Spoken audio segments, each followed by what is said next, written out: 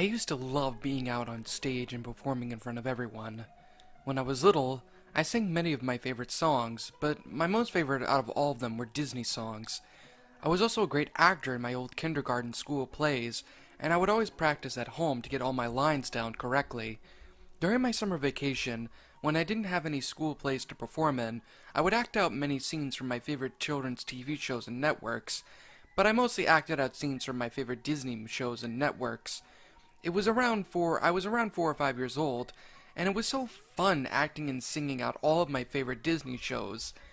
I was excited and always full of energy. My parents wanted me to use my energy in sports, but I didn't want to be in any little leagues of sports. In fact, all I ever wanted to do was use my energy in acting and singing. I pleaded with my parents to let me perform in acting on stage. After pleading and getting all on my hands and knees, literally begging, I finally got my parents to listen to me and give me what I always wanted. The next day, on Friday, I was at home on my TV watching my favorite Disney show, Disney Playhouse, and then there was an announcement. The man on the TV began to speak. Attention parents everywhere! Disney Playhouse is looking for new child actors to perform in the show and express themselves in a fun and healthy manner. Your children will be acting and singing on our show, and they'll also be performing on other Disney series. Your children will also be able to meet many Disney characters. Call this number now if you want your children on Disney Playhouse. My parents picked up the phone and immediately dialed the number. On the other line, the announcer told my parents that I had won. I was so excited I was finally going to be able to perform in front of people. The next day on Saturday, my parents and I took a long flight to Disney Hollywood Studios, and after we arrived, I was ecstatic. A limousine was waiting for us and we all entered inside. Disney Hollywood Studios was beautiful and colorful. After my parents and I arrived at the Disney Playhouse, we were greeted by other children there, and even some other parents greeted us too. After a few hours, the show had begun to air and my parents left. The other parents left too, and just me and the other children were left. We all took our places and the show began. Everything was just so fun.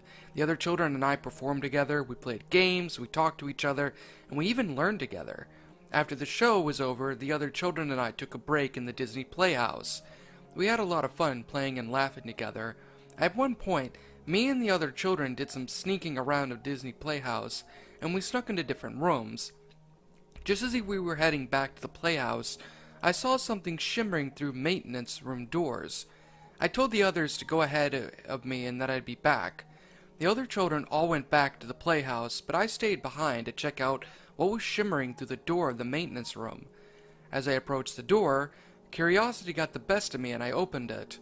There was nothing there, but just as I was about to leave, I tripped over a mop stick and fell into the wall. The wall cracked and fell apart.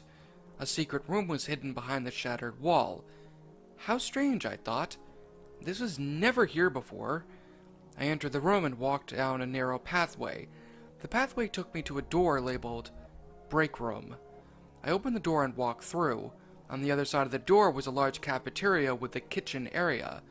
There were also several chairs and tables set up with nearby plates, cups, and kitchen utensils, all in order. I looked at the plates and cups on the table and saw that they were full.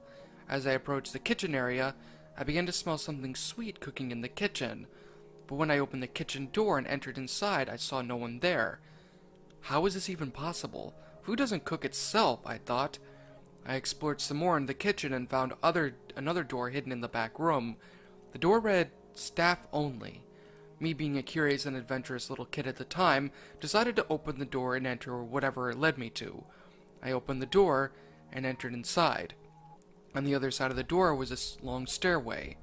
I walked down the stairway and it followed it all the way down until it led me to a very long hallway. When I reached the end of the hallway, I noticed that there was another hidden door right in front of me. The door read, Mascots Only, but it was locked. I tried everything I could do to bust the lock, but nothing worked. Just as I was about to leave and give up busting the lock, it clicked and the door just opened on its own. I realized now that was my only chance to get inside of the Mascots Only room and check out whatever was inside. I entered the door of the Mascots Only room, and what I saw surprised me. The room was full of empty and rotted Disney character costumes hanging on hooks. Some of the characters had plastic eyes missing. and some of them had their fur missing in bare patches. The costumes were all neatly in one place and hadn't been touched or worn by anyone. The costumes were all very old and their colors looked very faded. There was also an empty costume of Mickey Mouse. Unlike the other costumes I saw that were all hanging on hooks, the Mickey Mouse costume was lying on its back in the center of the floor like a murder victim. Patches of Mickey's fur were missing, and it looked rotted and discolored. As I approached the Mickey Mouse costume, I smelled something foul coming from it. Just then I saw something dripping down the plastic eyes. It was blood. Thick, chunky, yellow blood. I began to scream and cry very loudly to the point where my voice felt like it was almost gone. That's when Mickey, the discolored Mickey, began to move on its own. First sitting up and climbing to his feet. The discolored Mickey then stood up. I froze in fear as I just stared at him as he stood up looking at me. "Hey, kid," it said in a hushed, perverted, but perfectly executed Mickey Mouse voice. "We used to perform for kids too." Things only got more terrifying for me when all the other empty, discolored Mickey characters, or at least what I thought were empty, but they weren't empty. They all sat up and climbed to their feet. The discolored Disney character costumes, or whoever was inside, all stood up and were standing behind the discolored Mickey. The discolored Mickey and the other discolored characters all looked at me. I began to stutter and mumble over and over again. No, no, no, no, no, no, no, no, no, no, no, no. Stay away from me. Stay away from me, you monsters! Just then the discolored Mickey and all the other costume characters began to walk towards me. I started running away from them.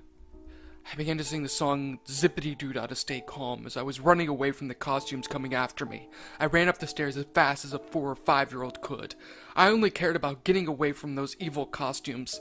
I finally made it to the top of the stairway and back to the staff-only door. The door was still open and I was able to get outside and back into the kitchen. Before I decided to get out of the kitchen and back outside the cafeteria, I looked towards the door and looked behind me to see if I was still being followed. I could see the heads of the Disney characters popping up from the bottom of the stairway, and they were getting close. I got away from the staff-only door, not caring that it was still open. I ran out the kitchen and made my way back into the cafeteria. Even though I was outside of the kitchen and the cafeteria, I could still see the costume characters coming after me. I could see them looking at me, as they all stood out of the staff-only door and started running out of the kitchen. I was so scared I didn't care how tired my legs and feet were. I made it to the break room door on time, and I quickly opened the door and ran out of that place. I was so scared I didn't care about how tired my legs were.